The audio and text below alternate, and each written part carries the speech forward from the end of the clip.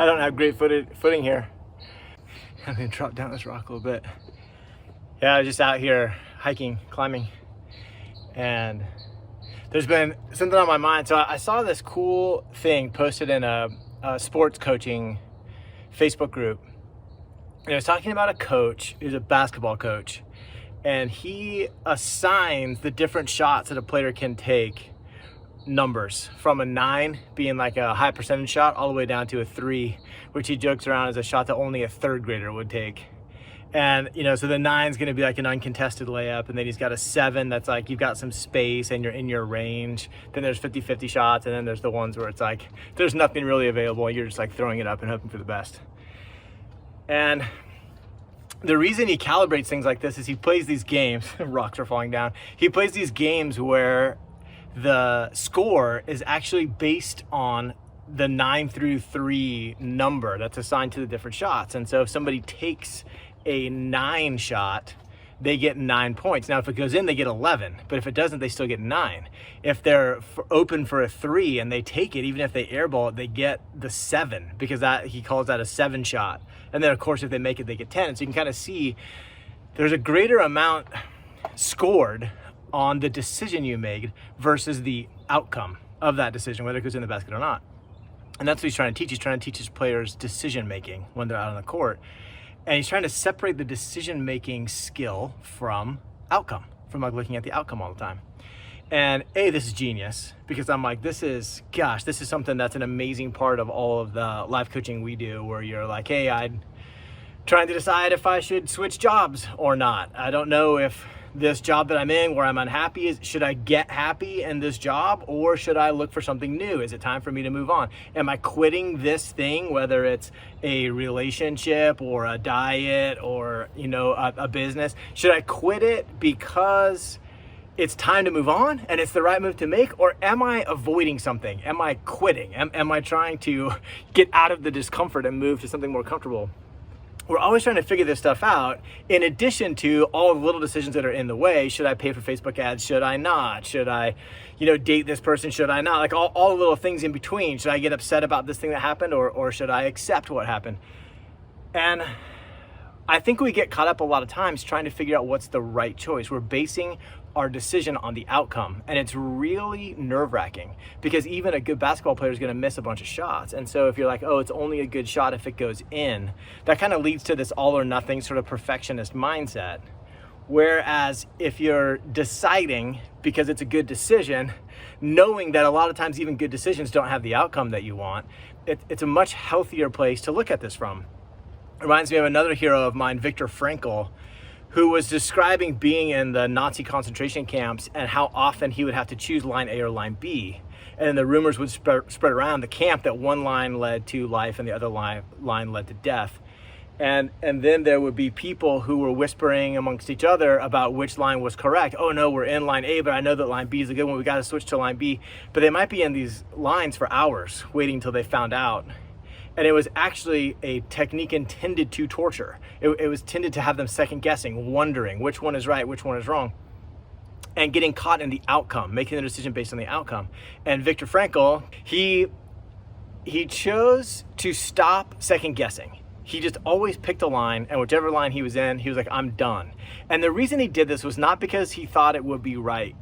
It was because he wanted to elevate his experience of choosing. He's like, look, I have very limited experiences available to me in this concentration camp. And so some of the things that he did was assign meaning to his suffering. He gave purpose to his life in what went on even within the camp. He decided that his life could be full of meaning and purpose. And another one was that he was not going to ruin his experience of choosing, if choosing was what he was going to be doing a lot with his life. And so he made that decision. I will not let them take from me the experience of making this choice. Really powerful mindset to take on. And so if we look at how that might translate into application, one of the things that Whit and I like to talk about is when you're looking at choice A, choice B, first of all, finding out there are more choices. But if it does come down to a choice A, choice B, like which way am I going to go here? Really not making a cons list. We like to do pros versus cons. What's the good part of this versus the bad part of this? But then you're trying to guess, well, which one's gonna happen? The good part of this one or the bad part of this one or the bad part of this one? That's very outcome focused. Okay, what does the future hold? Which is a really anxiety producing experience of choosing.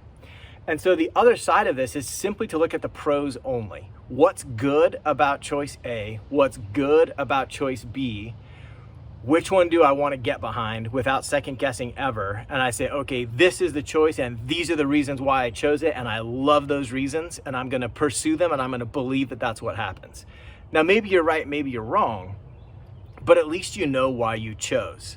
And this is going to benefit you in two ways. One is, like Viktor Frankl was talking about, it elevates your experience of choosing. So your choice isn't full of second guessing. You feel like, yes, I'm a mover and I can just go through my business, my relationship, my food choices, whatever it is. I'm gonna move through them quickly. I'm gonna decide and move on. And your experience is better. Also though, it makes the evaluation easier because now you're evaluating, do I like how I chose? Which is way more in your control than do I like how it turned out, which is often out of your control. And so you can actually increase your skill of choosing. You can evaluate and adjust your 1% of how you chose because you didn't get caught up in this is either a good decision or a bad decision based on the outcome. So that's what got me inspired. I really was impressed by the coach and this idea in sports, and man, it just lit me up thinking of how it might relate to real life, like seeing that idea of how do you coach the decision outside of the outcome? How do you detach the decision from the outcome, and how do you build your skill of choosing, your skill of deciding?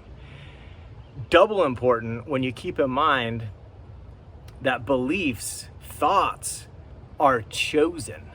And so now you're looking less, you're kind of free from this idea of which belief is true, which belief is going to be shown to be accurate in the future in a place that I can't know right now. It cannot be known in the present, yet I need to make a choice of what I'm going to believe and move forward.